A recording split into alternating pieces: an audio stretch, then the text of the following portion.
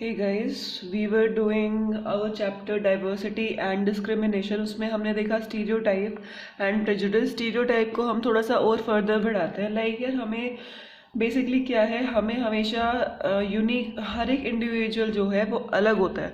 उसकी अपनी क्वालिटीज़ होती है, अपनी स्किल्स होती हैं. उसके हिसाब से हमें जो है देखना चाहिए, जज करना चाहिए, ना कि because of the religion, caste, race, sex और वट एवर इट इज़, उस बेसिस पे हमें जज नहीं करना चाहिए. सो एक एग्जाम्पल है कि क्या कहते हैं कि लड़कों, बॉयज़ डोंट क्राई, ये बना रखी है ना स्टेटमेंट कि लड़के रोते नहीं हैं. तो वाई, आई मीन ये स्टेटमेंट, अब इसकी वजह से क्या है कि बहुत सारे जो बच्चे, जो लड़के हैं हमारे, वो अपने आप को एक्सप्रेस नहीं कर पाते हैं इमोशनली, बिकॉज उनको सिखाया जाता है कि बॉयज़ जो है वो वीक नहीं हो सकते और जो है उनको स्ट्रॉन्ग होना पड़ता है and all that stuff. So it's kind of stereotype that boys don't cry, right. So ऐसे जो स्टीरियोटाइप्स है, ये हमारे जो सोशल जो विश्वास है, सोशल जो एक कल्चर चला रहा है, रूल्स चले आ रहे हैं, उस चीज़ को चेंज कर देता है, हमारे अंदर से चीज़ों को चेंज कर देता है. तो जो स्टीरियोटाइप है बॉयज़ और गर्ल्स को एक प्रॉपर कैटेगरी में डालना कि लड़कियों को पिंक कलर पसंद है, लड़कों को ब्लैक कलर पसंद है, या लड़कियां डॉल से खेलती हैं, लड़के कार से खेलते हैं. So all these things are stereotypes. So हमें जो है इस चीज़ को नहीं मानना चाहिए. हमें एक कैटेगरी डिवाइड नहीं करनी चाहिए कि लड़कियां इसी से खेल सकते हैं, लड़के उस चीज़ से खेल सकते हैं, whatever. These are simple examples of lives.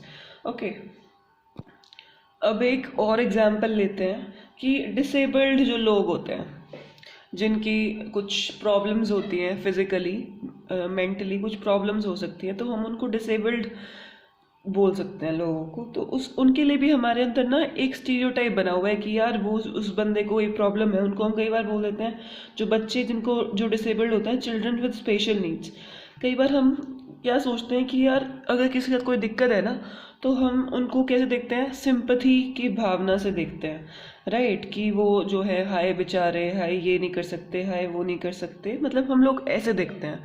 हम लोग उनको as an normal human being नहीं लेते. Why is that? So they are normal human beings. हमें उनको उसी तरीके से देखना चाहिए so that they can live their lifes as a normal person. So like अब एक एग्जाम्पल है क्रिस्टी ब्राउन. क्रिस्टी ब्राउन जो है वो आयरलैंड में पैदा हुए थे. उनको एक प्रॉब्लम थी सेरिब्रल पाल्सी की, और उसके से क्या था कि उनको पूरी बर्थ से, जन्म से वो पूरी बॉडी पैरालिसिस थी उनको, लेकिन बस एक लेफ्ट फुट था उनका जो काम कर रहा था. पूरी बॉडी में सिर्फ लेफ्ट फुट था जिसमें पैरालिसिस नहीं हुआ था, और सारी जगह पैरालिसिस हो रखा था. एंड उसके बावजूद वो क्या बनना चाहते थे, वो पेंटर बनना चाहते थे, बहुत बड़े, बहुत फेमस पेंटर एंड पोइट बनना चाहते थे.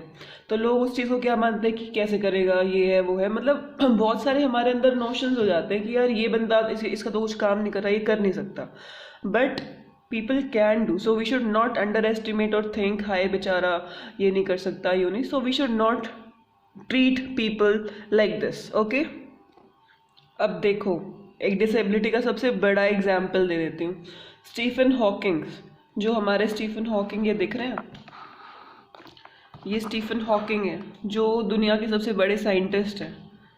मतलब इस ये इतने डिसेबल्ड थे, ये ना बोल सकते थे ना कुछ कर सकते थे, लेकिन ये अपनी आर्म्स भी मूव नहीं कर सकते थे, अपने लेग्स भी नहीं, कुछ भी नहीं. एंड स्टिल ये सबसे रिनॉन्ड, अराउंड 21st सेंचुरी के सबसे जाने माने साइंटिस्ट जो है हमारे स्टीफन हॉकिंग रहे हैं.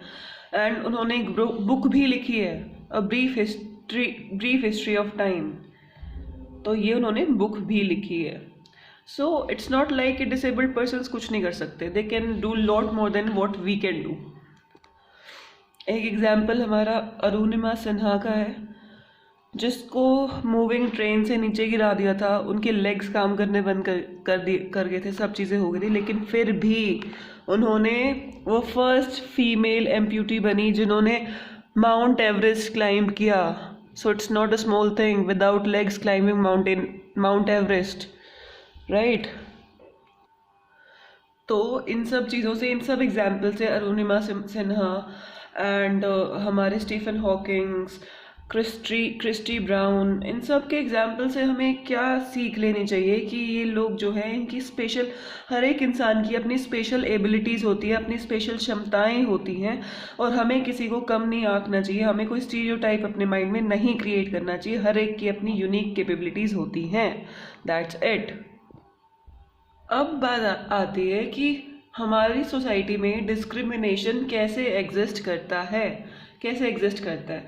अब जब हम किसी को अनफेयर तरीके से या किसी इंसान को एक्सेप्ट नहीं करते, क्यों? क्योंकि हम प्रिजुडिस करते हैं because of caste, religion and all that stuff, and stereotype create कर लेते हैं अपने माइंड में। तो ये क्या है? ये भेदभाव है, ये डिस्क्रिमिनेशन है। तो हमारी सोसाइटी जो है, हमारी कंट्री जो है, उसमें बहुत सारे सेक्शंस हैं सोसाइटी के जिनके साथ भेदभाव होता है। कई बार उनको जो है पार्टिसिपेट नहीं करने देते कुछ एक्टिविटीज़ में, या कुछ जॉब्स जो होती हैं उसमें उनको वो जॉब्स नहीं लेने देते। So there are lots of kind of discrimination present in our society. So बहुत सारे कैटेगरी हैं जिनको जो है पर्टिकुलर एक एरिया है, ये नेबरहुड है कि भाई ये रिच क्लास के लोग रहेंगे यहाँ पे, तो कोई पुअर नहीं आ सकता। तो वो एक काइंड ऑफ कई बार ऐसे कैटेगरी डिवाइड कर देते हैं। सो उनको एक जैसी प्रिविलेजेस नहीं मिलती है, एक जैसी जो है रिस्पेक्ट हो गया या अपॉर्चुनिटीज़ हो गई, वो सब चीज़ें नहीं मिलती है उनको। कई जगह तो ऐसी है यार, वहाँ पे रिलीजियस प्लेसेस पे भी कुछ लोगों को आने नहीं दिया जाता है। बहुत सारे रीजंस होते हैं डिस्क्रिमिनेशन के पीछे। मतलब इनइक्वालिटी, ज़्यादातर क्या होता है कि इनइक्वालिटी ऑफ रिसोर्सेज, हमारे पास रिसोर्सेज नहीं होते, उसकी वजह से भी डिस्क्रिमिनेशन हो जाता है। मतलब बहुत सारे ऐसे रीजंस हैं। पहला हम दे सकते हैं कि भाई पैसे नहीं है, इकोनॉमिकली जो है लोग पुअर हैं, तो उसके बेसिस पे डिवीजन कर देते हैं। तो उसके बेसिस पे हमारे जो है डिपेंड करते हैं कि भाई कुछ लोगों के पास खाने पहनने के लिए ही कपड़े नहीं है, सो उनके साथ डिस्क्रिमिनेशन होता है। चाहे तुम ऑफिस में जाओ, वहाँ पे वो लोग काम कर रहे हैं बेचारा गरीब इंसान, या फिर स्कूल में जाओ, हॉस्पिटल्स में जाओ, पब्लिक प्लेसेस में जाओ, so they are discriminated everywhere. Alright. So अगर बच्चे जो स्कूल में हैं, कई बार उनको अलग से बिठा दिया जाता है क्लासरूम में, या उनके साथ डिफरेंट ट्रीटमेंट होता है। क्यों? इकोनॉमिक बैकग्राउंड की वजह से, क्योंकि वो पुअर है। सो ये हमारा डिस्क्रिमिनेशन होता है। अब एंशियंट टाइम में, पुराने टाइम में लोग जो है कास्ट डिस्क्रिमिनेशन ज़्यादा करते थे।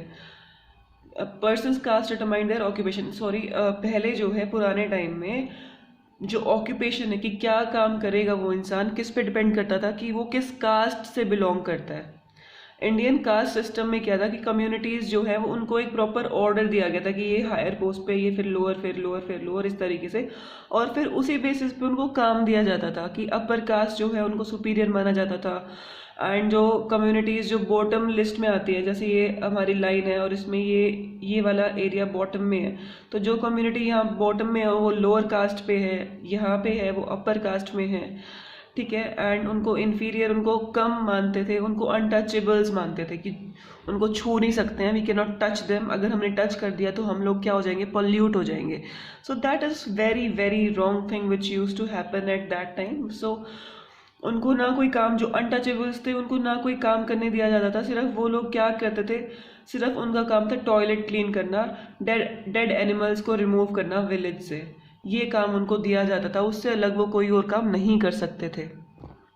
और सिर्फ कास्ट के बेसिस पे डिस्क्रिमिनेशन नहीं होता है। अब देखो, तुमने बड़ा इकोनॉमिक रूप में होता है, सेकंड कास्ट बेस पे, थर्ड हम दे सकते हैं रिलीजन के बेसिस पे भी बहुत ज़्यादा डिस्क्रिमिनेशन हमने इंडिया में देखा है। Regional, area wise, cultural, economic, religious, ये सारे के सारे जो है हमारे डिस्क्रिमिनेशन इन बेसिस पे होता है। रिलीजन के बेसिस पे, धर्म के बेसिस पे भी बहुत तुम्हें डिस्क्रिमिनेशन देखने को मिल जाएगा।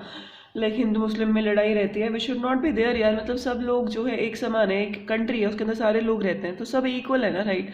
तो we should not discriminate between all these things कि रिलीजन वाइज या region, area wise, cultural, economic, religious, ये सारे डाइवर्सिटी है, ये सारी डाइवर्स चीज़ें हैं इंडिया में यार। We should not discriminate. So I will request कि तुम एक ऐसे सिटीजन बनो जो किसी भी टाइप का भेदभाव ना रखते हो।